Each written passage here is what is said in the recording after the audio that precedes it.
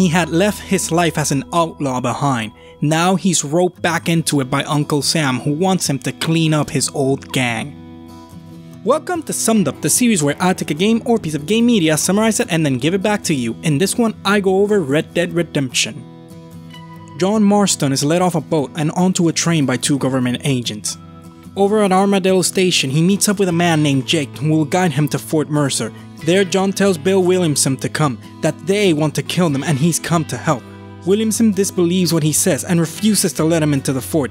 When John tries to draw his gun, he gets shot by one of Williamson's henchmen. Later, his unconscious body is picked up by two people that were passing by. When he comes to, he's on a bed, and the woman who saved him, Bonnie McFarlane, comes in saying that the doctor said he'll be fine. After being asked, John explains that he was at Fort Mercer giving Williamson a chance, for old time's sake. Now, since he refused, John will go after him with a little more force. Before she leaves, Bonnie asks him to help around the ranch in order to pay off what they spent on doctor's bills for his wounds. After helping around the ranch for a few days, John heads to speak with the marshal at Armadillo. He finds the man sleeping in one of the cells. John tells him that he's from Fort Mercer, and the marshal pulls a gun on him, saying that he's one of Williamson's boys. The real marshal then walks into the standoff and tells Jonah, his deputy, to put his gun down. After learning of John's intentions, Marshal Johnson tells him that he can't help because Williamson is out of his jurisdiction. John offers to help him deal with some hoodlums that are making a ruckus in the town saloon, in exchange for them discussing Williamson further. On their way to the saloon, they see the road agent that orders the hoodlums, Walton, riding away, and they give chase. After they take down his gang, the marshal says that John should report to him next time he's in town. Another day, John is talking with the marshal when a deputy, Eli, tells him that he saw the rustlers they were watching out for. The marshal asks John if he'll join them, and John agrees under the condition that they'll help him in turn. After taking care of the rustlers, Eli tells them that the town is up in arms because Wes Dickens, a traveling tonics merchant, has gone missing. While riding, John comes across a badly hurt man on the side of the road and offers to help him get to town so he can see a doctor. After getting him back to Armadillo and to the doctor's offices, the man promises that, if he lives, he'll be John's man for whatever he needs. Sometime later, John sees the man walking out of the doctor's office and arguing with the physician. He finally introduces himself as Nigel Wes Dickens, the man that Eli had said was missing. After trying to sell John his tonics and John harshly putting him down, he convinces him to help him out with a sale instead. After putting on a sham of a show, Wes sells bottles of his elixir to the men in Ridgewood. Once the whole thing is over, John basically tells him that he doesn't want to deal with him again, but Wes tells him that he can help him with his quest. He tells him to go see his friend Seth. Between the both of them, they can help John simply walk into Fort Mercer. He finds Seth grave robbing and acting pretty much like an insane person. Seth tells John that his partner, Moses Ford, stole half of his map. John agrees to get him to Moses so Seth can get his map back, and then Seth can help him afterwards. While riding to where Moses is, Seth tells him that he knows Williamson and can help John get a wagon inside Fort Mercer no problem, assuming he can get him his map. After they capture Moses, the man tells Seth where the other half of the map is hidden. With Seth recruited, John goes off to find another friend of Wes Dickens, Irish. He finds the man being drowned by two others. After dispatching of the two, John tells Irish that Wes sent him for his help locating a machine gun. Irish leads him to a mine where some miners stashed a Gatling gun they found. Once they've acquired it, Irish goes off to get it to Wes. With everything ready to go, the marshal, his deputies, Wes Dickens, and Irish meet up with John at Fort Mercer. Seth is inside convincing the bandits to let Wes' now machine gun mounted heavily armored wagon inside. They head in and Wes starts giving them his sales pitch.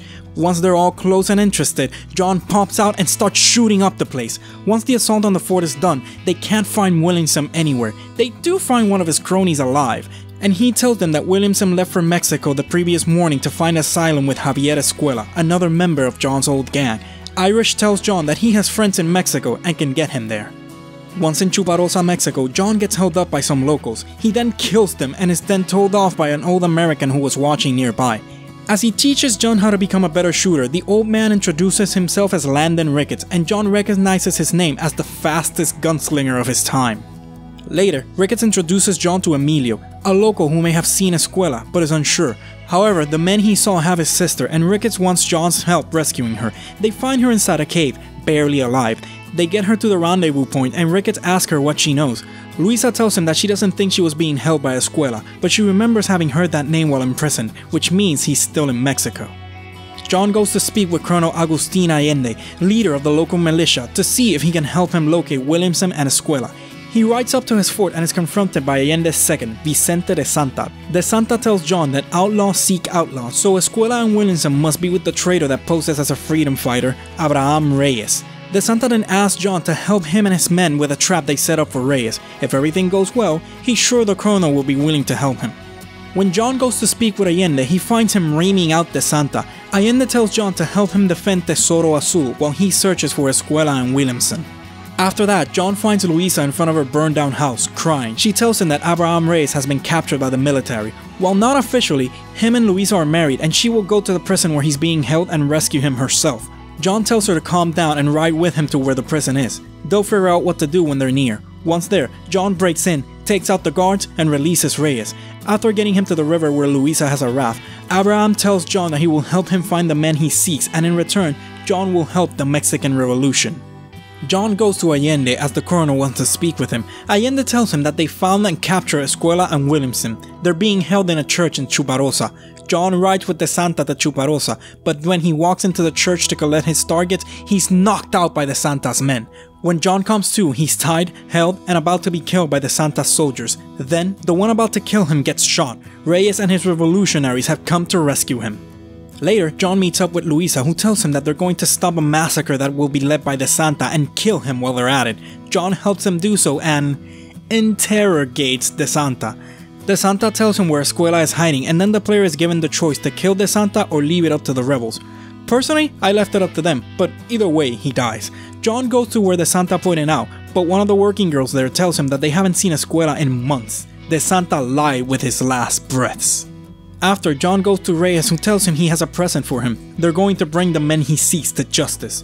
John, along with the rebels, take the prison where Escuela is hiding, which just so happens to be where he first met Reyes. Once again, the player is given a choice, capture or kill Escuela. Personally, I chose to capture him, which leads to Escuela telling John that Williamson is with Allende, and John handing Escuela over to the feds. Then John goes to find Williamson. The rebels are attacking Allende's stronghold, which the man himself is running away from with Williamson in tow. Once they disable the stagecoach, Allende walks out and gives up Williamson in exchange for his own life, promising to leave the country. Reyes kills Allende, and Williamson says he'll come quietly, but pulls out a gun on them. Then John and Reyes shoot him. Reyes thanks John for his help and asks him if he'll help them march on the capital. John says he can. Now that Escuela has been captured and Williamson is dead, the feds want him back in Blackwater to capture Dutch Vanderlyn, the leader of his old gang. Now at Blackwater, John goes to see Edgar Ross, the federal agent who's holding his wife and son hostage until John eliminates all of his former gang's members. Ross tells him that once they found where Dutch is hiding and John takes care of him, they can end their deal. Sometime later, John goes to visit Ross, and it just so happened that they're on their way out to catch Dutch, who's robbing a bank in town. They find him holed up in an office with hostages. After some back and forth between Dutch and John, the gang leader shoots his hostage and books it. Finally, Ross decides that they'll put together a small army to hunt down Dutch, and John will join them. John goes off on his own to end it and corners Dutch on a cliff.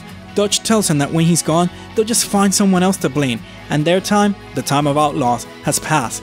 He then steps off the cliff, falling to his death. With his quest done, Ross lets John go, telling him that his wife and son were sent back to his ranch. When he gets back, his wife, Abigail, tells him off, thinking he had left him for the gang again on account of him taking so long. John tells her that he left that life behind just as she had left hers. It's over now. Then his son, Jack, shows up and they embrace. Then Uncle, who was supposed to be watching over the farm, shows up and is told off because the farm is now in shambles.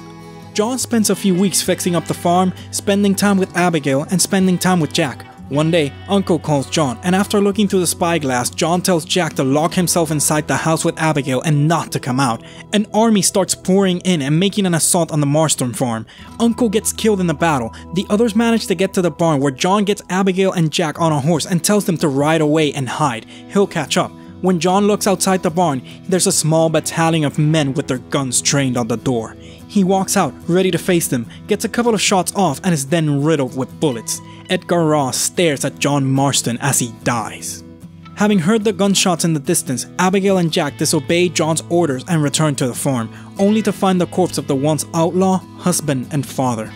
Years later, Jack Marston stands in front of the graves of John and Abigail Marston at their farm. He goes off to look for Edgar Ross. Once he finds him and reveals who he is, they duel. Jack kills the man who killed his father, getting his revenge. Gotta love games that make you feel for the villains, because ultimately, John Marston had done a lot of wrong in his life. Even though he had done his best to change his ways, he was a criminal. What do you think? Should they have still gone after him, or just let him be? Click that like button if you liked the video, subscribe if you really liked it, and share the video. It really helps out the channel. As always, this is Lore Locks Summed Up, and I'll see you next time.